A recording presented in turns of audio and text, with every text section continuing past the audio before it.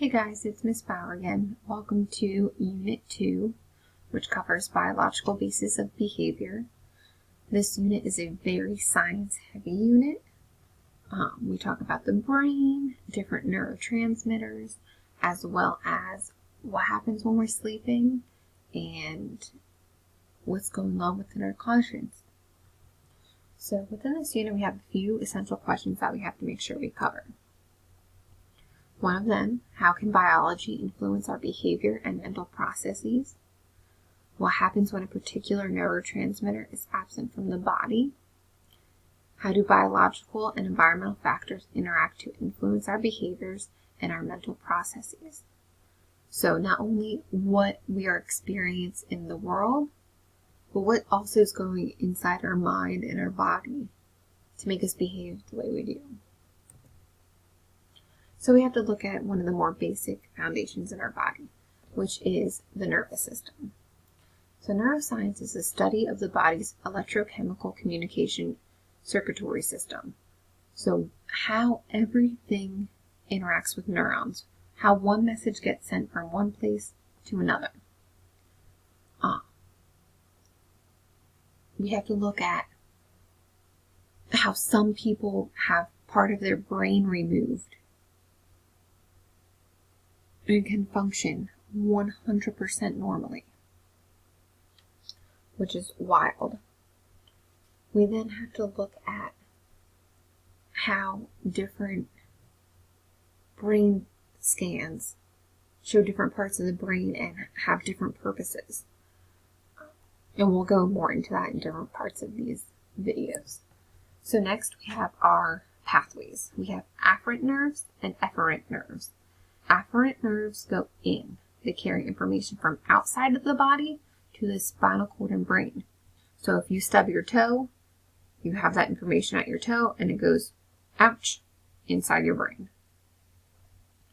Other ways are your exit ones, efferent, so E and E. You're in gym class playing dodgeball, your brain says, hey muscles, reach down, grab that dodgeball and throw. So, you guys, I'm sure, have heard of this before, but within the nervous system, you have two main parts. So you have your central nervous system, which is your brain and spinal cord. And then you have your peripheral nervous system, which are your voluntary movements and your involuntary movements, things that are automatic. Muscles are voluntary. Besides when you have a muscle spasm, you say, hey, pick up this pencil, right? Autonomic nervous systems, involuntary, things like calming you down or getting you excited. So within our peripheral nervous system, it contains most of our sensory and motor neurons and nerves. These, again, get you to move, and it carries those messages to the muscles. So starting inward. Allows you to move in case there's an emergency. It allows you to move when you want to move. And it tells your body, hey, you need to do this. Whereas the autonomic nervous system are our involuntary movements, so our organs. I'm pretty sure you're not sitting here watching this video and saying, stomach, can you please digest my food? Here, your body's just doing it on its own. Also monitors breathing, our heart rate. It kicks in if we are in a state of emergency with fight or flight. I'm fairly certain at one moment in your life you have been in the car, either driving yourself or with someone else, and someone could have ran a red light or almost rear-ended you, or maybe you have gotten in a car crash. And you have that moment where everything is heightened. Your senses, your sight, and your heart's racing. that's fight or flight, because you have to either fight what's going on. So if you did get hurt, you're there, or flight.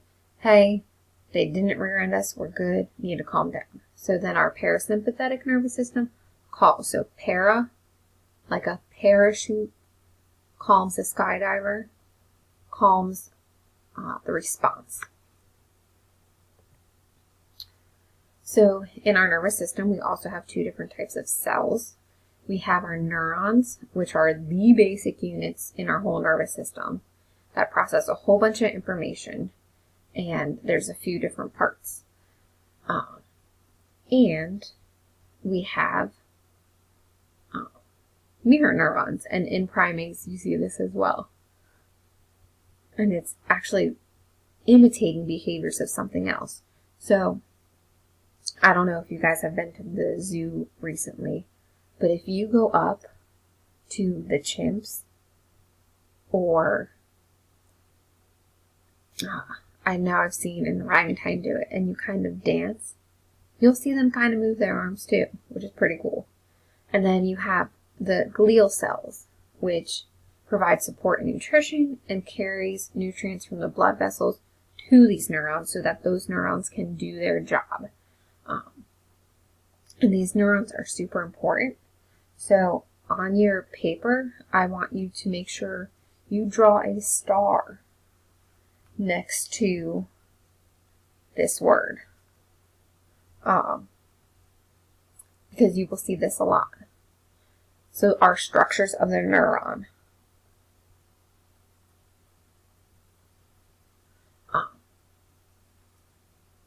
Contain many parts, and you are going to know every single one of them inside and out. You're going to know what they do and where they're located. Our body contains over 11 billion neurons. Okay? And now we're going to go over the parts. These are the four most important ones that kind of have the biggest role. So our cell body, also known as soma, contains the nucleus. It kind of is the maintenance center and makes the substances that the neuron needs to grow. Our dendrites are the branches that carry information from one cell to another. So it's kind of like old-fashioned passing notes in class, like someone handing a note to someone else. An axon, which conveys the information away from the cell body towards the other. So it's kind of like the messenger. And then our myelin sheath, which is a layer of fat that covers the axon to make a smoother and faster transmission. So one really cool fact, which I want you guys to write down somewhere on this paper and put a star or highlight, is if the myelin sheath is deteriorating, somebody will most likely be diagnosed with multiple sclerosis, or MS, the same initials as myelin sheath. So if that layer of fat's normal, you're fine. Those who have deteriorating myelin sheath are known to have MS, or multiple sclerosis.